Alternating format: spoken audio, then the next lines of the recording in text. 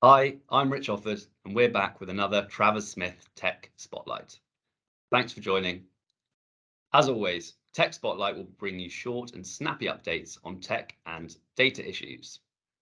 In this edition of Tech Spotlight, I'm going to look at some of the issues, particularly around IP, data, and confidentiality that can arise when organisations, faced with a tech skills shortage in the UK, hire software developers overseas. 2021 was dubbed the Great Developer Drought. A report by the UK government in May 2021 found that nearly half of businesses surveyed had struggled to recruit for roles requiring tech skills over the previous 2 years, and 2022 looks set to continue in the same vein. So what's the cause? Well, in the UK, it was undoubtedly heavily impacted by the combination of Brexit and the pandemic. Brexit meant tighter immigration policies and many developers from Europe returning home. Meanwhile, the pandemic saw our reliance on technology and our expectations for smooth digital experiences surge. And so, digital transformation projects, many of which were paused at the outset of the pandemic, were resumed with renewed vigour. But competition for tech talent globally is fierce, with tech salaries rising faster than almost every other industry. We've consequently seen more of our clients looking to hire tech talent overseas, and some exploring alternative employment models in order to do so. For example, structures where the individual is employed by an umbrella company or by a third party that takes care of all employment tasks, an employer of record, but where the individual works for the end client. Now, this gives rise to various legal issues, some of which are more obvious than others.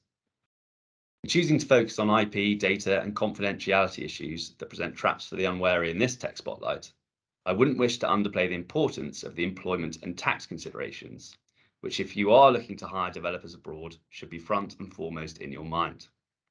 It may even be the case that the structure you propose using, the employer of record model in particular, is not recognised in the country in which you're hiring. Certain European jurisdictions regard these as an illegal form of labour leasing, potentially exposing you to fines. For more information on the employment and tax considerations, please see links to previous podcasts presented by my tax and employment colleagues and posted at the end of this tech spotlight. So what about the intellectual property considerations when you hire a developer abroad? Well, in the UK, where the developer is an employee, copyright in the software they create during the course of employment will automatically vest in the employer. If, on the other hand, the individual is an independent contractor, then they will own the copyright, and you'll need a provision in your contract with them for them to assign the copyright to you. But copyright is territorial. Hire a developer in Bulgaria, and the software they write will be subject to Bulgarian copyright law. You can get caught out if you proceed on the assumption that the copyright laws in the territory in which you are hiring match those in the UK. In certain European jurisdictions, copyright cannot be assigned at all, and authors may only grant others a license to exploit protected works. In these situations, there's no mechanism like we have in the UK to transfer upfront ownership of software that is yet to be written. Returning to alternative employment structures. Where, according to local law, copyright vests automatically in the employer, rights in the developed software will vest in the employer of record or umbrella company, and not you as the end client. So in your contract with that company, you'll need to ensure that the relevant rights are transferred to you and moral rights are waived, taking care to observe any local law formalities. You're also likely to want to contract directly with the developer to cover off the IP position, although where you're using an employer of record structure, this could be seen as a stronger indication of a labour leasing arrangement by jurisdictions that outlaw those arrangements. It's clearly much better if all relevant documentation is concluded when you still have the relationship with the developer. A further assurance clause, where the developer agrees to assist with the execution of documents to perfect ownership down the line, is of little use where the relationship has ended and you can't track down the developer. To avoid this situation, it may be appropriate, subject of course to local law advice, to execute an irrevocable power of attorney, permitting the employer to act on behalf of the developer in executing documents.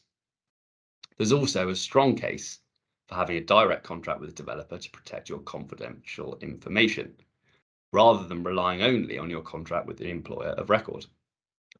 If you're looking to restrict what a developer can do and for whom they can work once your relationship with them has ended, bear in mind that the law surrounding post-termination restrictions and their enforceability differs significantly from country to country, and I'm afraid it's impossible to draft a one-size-fits-all set of obligations.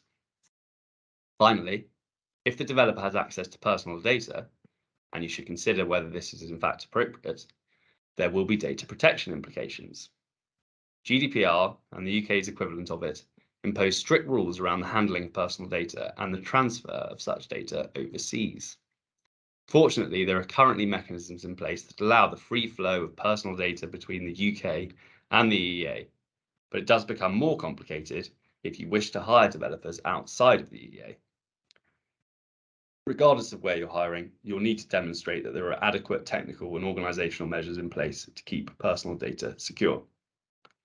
Now, the issues I've mentioned can be easily overlooked, and they tend to come to light when enforcing or defending rights in intellectual property, or where there's been an unauthorised disclosure of confidential information, or indeed in the context of a corporate transaction.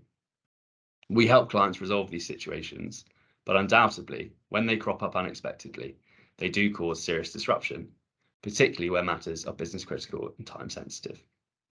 Prevention is better than cure, and these issues are much better addressed at the outset as part of the decision to hire tech talent abroad. That's it for this episode of Tech Spotlight. Thank you for listening.